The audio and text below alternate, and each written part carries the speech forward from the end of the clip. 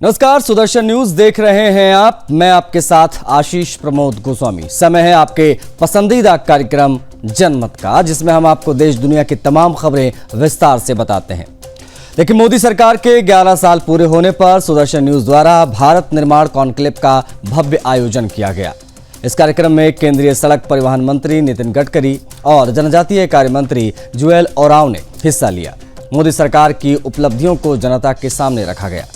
कार्यक्रम में पहुंचे वरिष्ठ अधिवक्ता विष्णु शंकर जैन ने इसे सफल आयोजन की सराहना की और सुदर्शन न्यूज को हिंदू समाज की सशक्त आवाज बताया।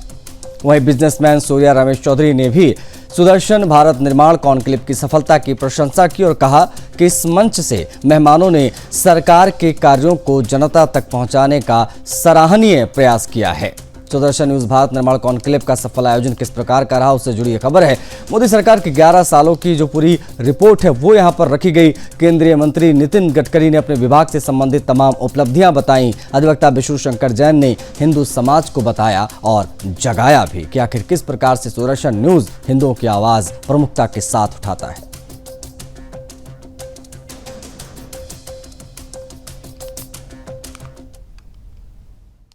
भव्य और दिव्य कार्यक्रम था, बहुत ही भव्य और दिव्य आयोजन था।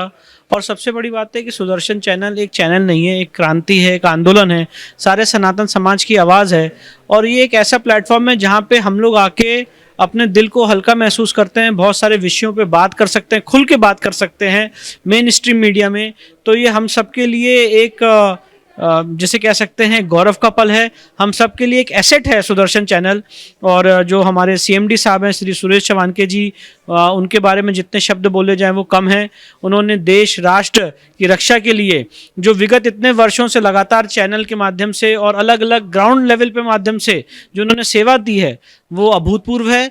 और मैं बहुत सारी शुभकामनाएं देता हूं और ईश्वर से कामना करता हूं कि सुदर्शन जो एक मुहिम है ये पूरे देश में चले और जो सच्ची बातें हैं, सही बातें हैं, सही रिपोर्टिंग है, जो हमारी पूरी साथ अन्याय किया जा रहा है, वो जो आवाज़ें हैं जो दबाई जा रही हैं वो सामने आए, सारे राष्ट्र के सामने आए। सुदर्शन चैनल इसमें बहुत ही प्रथम पंक्ति में अपनी भूमिका निभा रहा है और मैं उनको बहुत सारी शुभकामनाएं देता हूँ। मैं तो सबसे पहले सुदर्शन चैनल का धन्यवाद करूँगा कि आज मोदी सरकार के 11 साल पूरे होने पे उन्होंने कॉन्क्लेव रखी। उसमें हमारे आदरणीय मंत्री जी नितिन गडकरी जी आए और हमारे जो दूसरे जन कल्याण मंत्री भी आए और शहनाज हुसैन जी भी आए। इन्होंने काफ़ी अच्छा 11 सालों का रोड मैप उन्होंने बताया कि किस तरीके से मोदी सरकार ने इन देश की जो नींव को एकदम तरक्की की तरफ लेके गए और जो भारत को आज वर्ल्ड का चौथा इकोनॉमी स्थान दिलाया। तो आज इसके लिए बहुत ही प्राउड मोमेंट था, क्योंकि हमेशा मैं देखता हूँ सुदर्शन चैनल जो है वो राष्ट्रव्यापी कामों में हमेशा आगे रहता है। और मैं सुरेश भाई की तड़प देखता हूँ कि देश को किस तरीके से विश्व गुरु के विश्व पटल पे हम लेके जाए और हमारे देश का गौरव पूरे वर्ल्ड में स्थापित हो, इसके लिए सुदर्शन चैनल हमेशा काम करता रहा। मैं तो क्योंकि राष्ट्र के जितने भी राष्ट्रव्यापी और राष्ट्रभक्त लोगों को सुदर्शन हमेशा सम्मानित करने का काम भी करता है, तो मैं तो एक छोटा सा पार्ट हूँ उसका एक। बट मुझे ऐसा लगता है कि कहीं ना कहीं जिस तरीके से सुदर्शन चैनल जो काम कर रहा है राष्ट्रव्यापी, वो इसी तरीके से काम आगे बढ़े। और हमारी जो क्योंकि आज जो नितिन गडकरी ने जिस तरह के रोड मैप बताया कि भारत सरकार किस तरह काम कर रही है, मोदी सरकार किस तरह काम कर रही है, हमने तो पूरा देखा है। क्योंकि मैं पूरे वर्ल्ड घूमता हूँ और दूसरे देशों में भी हम जब जाते हैं तो आज भारत का जो रिस्पेक्ट है, भारत के इंडियन होने का जो रिस्पेक्ट है, आज हमको बहुत अच्छे तरीके से मिलता है। और दुनिया में हम कहीं भी जाते हैं, लेकिन आज हमें ये फील होता है कि भारत सबसे सर्वश्रेष्ठ है, क्योंकि आज हमारी इकोनॉमी ग्रोइंग इकोनॉमी है और वर्ल्ड में ऐसा कोई कंट्री नहीं है जो आज इस रन रेट से ग्रो कर रहा है। बढ़ेंगे आगे, अगली खबर की बात करेंगे। बात प्रधानमंत्री मोदी की, क्योंकि वो कनाडा में मौजूद हैं। ये यात्रा कई मायनों में खास है, क्योंकि पीएम मोदी 51वें G7 शिखर सम्मेलन में भाग लेने के लिए कैलगरी होते हुए कैनास्किस अल्बर्टा प्रांत पहुंच चुके हैं। ये समिट दुनिया की 7 बड़ी विकसित अर्थव्यवस्था जैसे Canada, France, Germany, Italy, Japan और ब्रिटेन, अमेरिका का एक प्रमुख मंच G7 है, जो वैश्विक जीडीपी का 44% और जनसंख्या का मात्र 10% प्रतिनिधित्व करता है। ये पीएम मोदी का 2015 के बाद कनाडा का पहला दौरा है। जिससे दोनों देशों की द्विपक्षीय संबंधों को नई दिशा मिलने की उम्मीद जताई जा रही है। इस यात्रा की शुरुआत प्रधानमंत्री मोदी ने साइप्रस से सीधे कनाडा पहुंचकर की। G7 समिट के दौरान प्रधानमंत्री मोदी की कई महत्वपूर्ण द्विपक्षीय मुलाकातें भी निर्धारित हैं। वह कनाडा के प्रधानमंत्री मार्क कार्नी, यूक्रेन के राष्ट्रपति जेलेंस्की और मैक्सिको के राष्ट्रपति क्लॉडिया शेनबॉम से मुलाकात करेंगे। इसके अलावा पीएम मोदी की मुलाकात इटली की प्रधानमंत्री जॉर्जिया मेलोनी, जर्मनी के चांसलर फ्रेडरिक मर्ज और फ्रांस के राष्ट्रपति इमानुएल मैक्रों और ब्रिटेन के प्रधानमंत्री कीर स्टारमर से भी होनी है। इन बैठकों के दौरान वैश्विक सुरक्षा, जलवायु परिवर्तन, आर्थिक सहयोग और आर्टिफिशियल इंटेलिजेंस जैसे तकनीकी विषयों पर चर्चा होनी है। हालांकि इस शिखर सम्मेलन में एक महत्वपूर्ण कड़ी अमेरिकी राष्ट्रपति डोनाल्ड ट्रंप और पीएम मोदी की मुलाकात नहीं होगी, ये भी है। ईरान इजरायल तनाव के चलते राष्ट्रपति ट्रंप ने इस समिट को समय से पहले ही छोड़ने का निर्णय लिया। वे आज रात ही वॉशिंगटन डीसी रवाना हो रहे हैं। यह निर्णय समिट के माहौल और अमेरिका की रणनीतिक प्राथमिकताओं पर प्रभाव डाल सकता है। देखिए, विशेषज्ञों का यह भी मानना है कि ट्रंप की असमय जो विदाई हुई है, उस विदाई में भारत अमेरिका द्विपक्षीय वार्ता की संभावनाओं को धक्का लग सकता है। हालांकि पीएम मोदी अन्य प्रमुख देशों के साथ मिलकर भारत की वैश्विक भूमिका को सशक्त करने का प्रयास करेंगे। यह शिखर सम्मेलन इसलिए भी महत्वपूर्ण है क्योंकि यह भारत की वैश्विक छवि और कूटनीतिक प्रभाव को दर्शाने का मंच बन गया है। पीएम मोदी के इस दौरे से भारत की न केवल आर्थिक मोर्चे पर लाभ होगा, बल्कि अंतर्राष्ट्रीय भू राजनीति में एक संतुलनकारी शक्ति के रूप में भी उसका कद बढ़ सकता है। कनाडा के दौरे पर प्रधानमंत्री मोदी, पीएम मोदी ने साइप्रस से सीधा कनाडा पहुंचकर G7 समिट में वो शामिल हो रहे हैं और किन किन नेताओं से दुनिया की उनकी मुलाकात होगी वो भी हम आपको बता रहे हैं। ये शिखर सम्मेलन भारत के लिए बेहद महत्वपूर्ण, विशेष तौर पर कूटनीतिक दृष्टि से।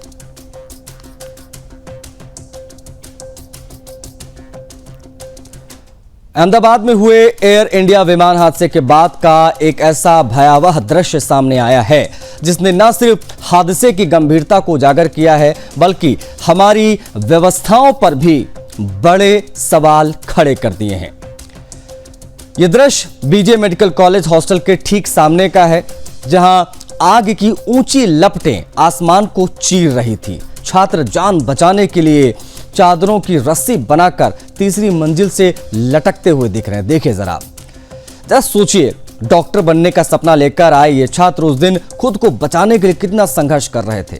अफरा तफरी, चीख पुकार, चित्कार और चारों ओर फैला धुएं का गुबार। यह सिर्फ एक हादसा नहीं बल्कि एक चेतावनी थी। सवाल यह है कि जब एक बड़ा विमान रिहायशी इलाके में गिरता है तो क्या प्रशासन इतने बड़े खतरे के लिए तैयार होता है? क्यों हॉस्टल के छात्रों को खुद ही अपनी जान बचाने की जद्दोजहद करनी पड़ी?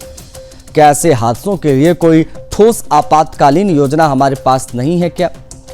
वीडियो में साफ तौर पर आप देख सकते हैं, देखा जा सकता है कि छात्र मदद के लिए चीख रहे हैं। नीचे खड़े लोग उन्हें बचाने की कोशिश कर रहे हैं। ये दृश्य सिर्फ रेस्क्यू ऑपरेशन का नहीं, हमारे सिस्टम की पोल खोलती हुई एक तस्वीर भी है। लेकिन इस भयावहता के बीच जो सबसे बड़ी बात उभर कर सामने आई वो थी भारतीय युवाओं की हिम्मत और उनकी सूझबूझ। छात्रों ने जिस तरीके से बेडशीट से रस्सी बनाई, जान जोखिम में डाला, खुद को बचाया, वो हर देशवासी के लिए एक सबक है। संघर्ष में भी साहस ही सबसे बड़ा अस्त्र है। प्रशासन अब वीडियो के आधार पर जांच कर रहा है, लेकिन यह वीडियो एक सबूत है कि अगर हमारे छात्र इतने सजग ना होते तो जान का नुकसान और भी बड़ा हो सकता था। सुदर्शन न्यूज मांग करता है कि इस हादसे से सबक लिया जाए, न केवल एविएशन सुरक्षा सुधार के लिए बल्कि शहरी इलाकों के इमरजेंसी प्लानिंग के मद्देनजर भी। हम हर उस युवा की प्रशंसा करते हैं जिसने साहस और समझदारी से उस दिन अपनी अपनी जान बचाई। हादसे में फंसे छात्र खुद किस प्रकार से रक्षक बने, उनकी ये तस्वीरें आप देख सकते हैं। उत्तराखंड सरकार ने एक बार फिर से साबित कर दिया है कि वो न सिर्फ जनता की बल्कि लोकतंत्र के चौथे स्तंभ यानी पत्रकारों की भी सच्ची हितैषी है। मुख्यमंत्री पुष्कर सिंह धामी के दूरदर्शी नेतृत्व में देहरादून स्थित सूचना निदेशालय में एक भव्य निःशुल्क स्वास्थ्य सुरक्षा शिविर का आयोजन किया गया, जिसमें पत्रकारों और उनके परिजनों की न केवल जांच की गई बल्कि वरिष्ठ विशेषज्ञ डॉक्टरों ने उन्हें समुचित परामर्श भी दिया। सीएम धामी ने कहा कि पत्रकार हमारे लोकतंत्र की आत्मा है, उनकी जिम्मेदारियों के साथ उनका स्वास्थ्य भी सरकार की प्राथमिकता है। इसे एक पंक्ति में स्पष्ट कर दिया है कि ये सरकार सिर्फ घोषणाओं में नहीं, जमीनी स्तर पर भी काम करने में यकीन रखने वाली सरकार है। इस पहल में स्वास्थ्य विभाग और सूचना विभाग ने संयुक्त रूप से मिलकर एक उदाहरण पेश किया है जो देश के बाकी राज्यों के लिए भी प्रेरणा बन सकता है। पत्रकार जो दिन रात जनहित की खबरें संकलित करने में लगे रहते हैं, उनके स्वास्थ्य की चिंता कर मुख्यमंत्री धामी ने एक हीरो की तरह एंट्री मारी है। अब जबकि धामी सरकार ने भरोसा दिलाया है कि ऐसे स्वास्थ्य शिविर भविष्य में भी जारी रहेंगे, ये कहना गलत नहीं होगा कि उत्तराखंड में लोकतंत्र के रीढ़ पत्रकार अब और भी मजबूती से खड़े होंगे, पूरी ऊर्जा और पूरी सुरक्षा के साथ।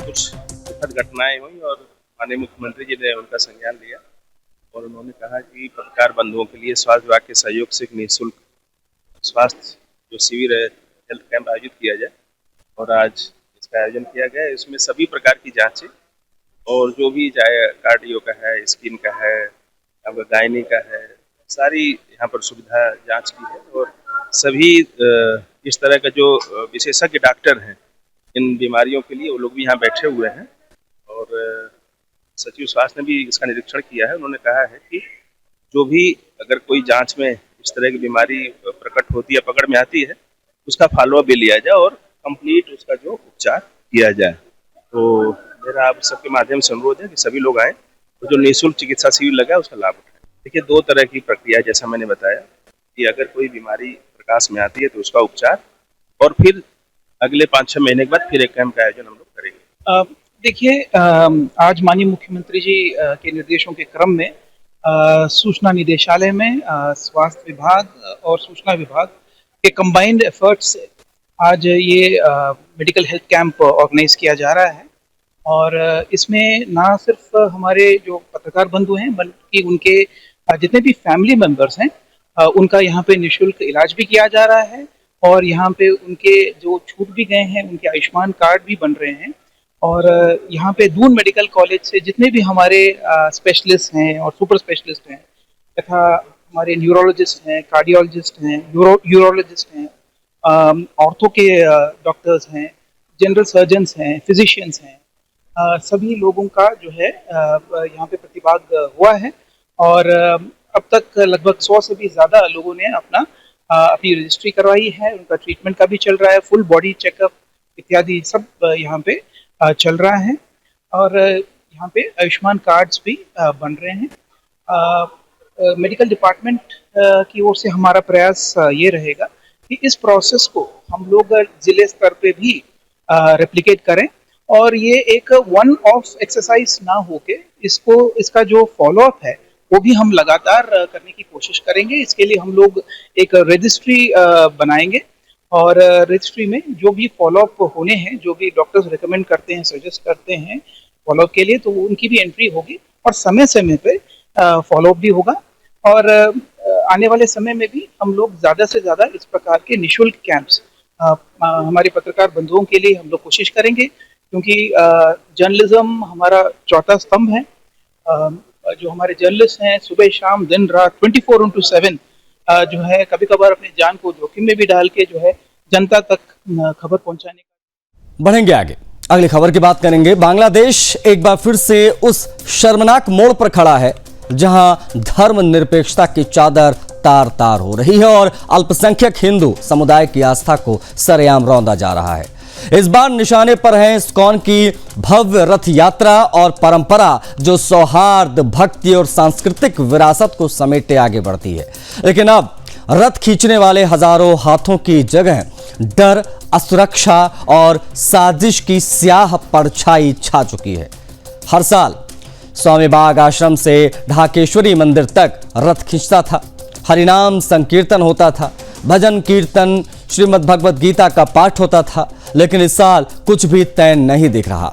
तख्ता पलट के बाद सत्ता में आए इस्लामिक कट्टर ताकतों ने ऐसा डर बसा दिया है कि इस्कॉन जैसे संगठनों ने भी कदम पीछे खींच लिए हैं। और यह सिर्फ रथ यात्रा की बात नहीं है, सिर्फ मंदिर ही नहीं है, अब रविन्द्रनाथ टैगोर जैसे सांस्कृतिक महापुरुषों की विरासत भी इन जहरीली ताकतों के निशाने पर है। 8 जून को सिराजगंज जिले में टैगोर की ऐतिहासिक हवेली पर हमला, क्या यह सिर्फ एक ऐतिहासिक धरोहर पर हमला था? नहीं, यह बांग्लादेश के बहुसांस्कृतिक इतिहास को मिटाने की खुली कोशिश थी। मोहम्मद यूनुस के नेतृत्व वाली सरकार ने या तो इन हमलों को शह दी है या खामोशी से तमाशा देखा है। अब जो भी हो, इस खामोशी ने साफ कर दिया है कि बांग्लादेश में अब लोकतंत्र, धर्मनिरपेक्षता एक दिखावा मात्र है। मंदिरों पर हमले, पुजारियों की हत्या, रथ यात्राओं को जबरन रोका जाना, ये कोई अलग अलग घटनाएं नहीं है, बल्कि एक सोची समझी मुहिम है। और सबसे शर्मनाक यह है कि कट्टर इस्लामिक उन्मादियों को लग रहा है कि वे ये सब कर सकते हैं और कोई बोलने वाला नहीं होगा। लेकिन अब चुप्पी नहीं चलेगी। दुनिया को यह देखना होगा कि बांग्लादेश के अल्पसंख्यकों पर क्या बीत रही है। क्या भारत, संयुक्त राष्ट्र और क्या मानवाधिकार संगठन, सबकी चुप्पी अब अपराध बन चुकी है? जब रथ नहीं खींचता है, यह सिर्फ एक परंपरा का रुकना नहीं है, यह उस पूरे विश्वास और संस्कृति पर हमला है जो भारतवर्ष और बंगाल की आत्मा में रची बसी है। अब समय आ गया है कि दुनिया ये पूछे कि बांग्लादेश में हिंदू होना गुनाह क्यों है? क्यों इस्लामिक कट्टरता को सरकार का संरक्षण मिला हुआ है? और कब तक इस चुप्पी की कीमत हिंदुओं को अपनी आस्था से चुकानी पड़ेगी? ये सवाल सिर्फ बांग्लादेश के लिए नहीं है, ये पूरे उपमहाद्वीप के लिए चेतावनी है, बड़ी जानकारी है। बांग्लादेश में रथ यात्रा पर संकट, कट्टर ताकतों के आगे किस प्रकार से मोहम्मद यूनुस झुका हुआ है, वो आप देख सकते हैं।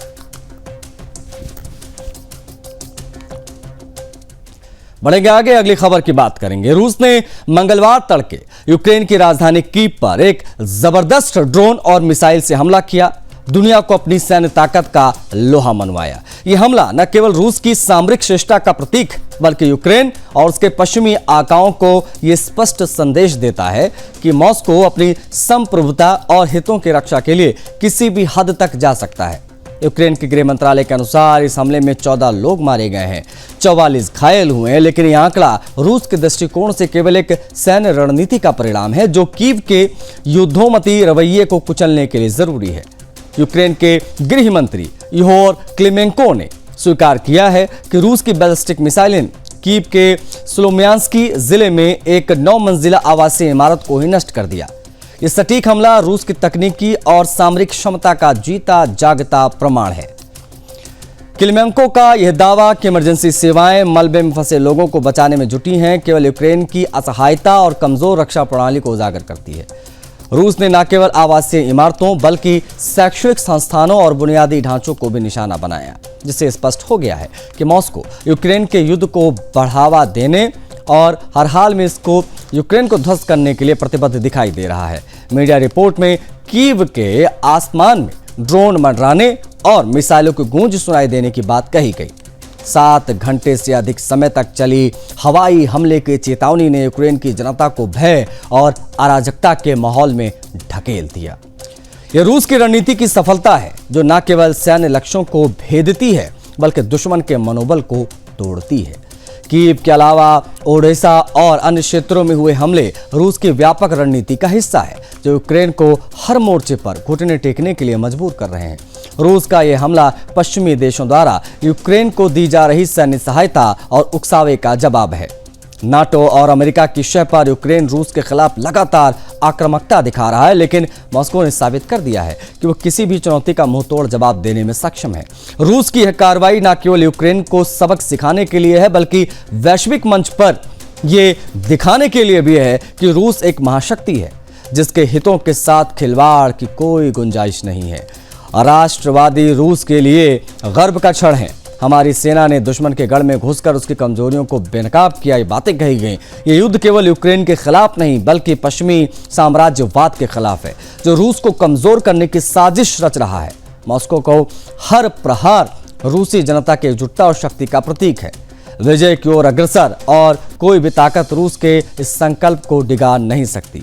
कीव पर रूस का जो भीषण मिसाइल हमला हुआ उसके बाद वहां पर क्या स्थिति है वो आप देख सकते हैं। जो प्रतिक्रियाएं आ रही हैं वो भी हम आपको बता रहे हैं।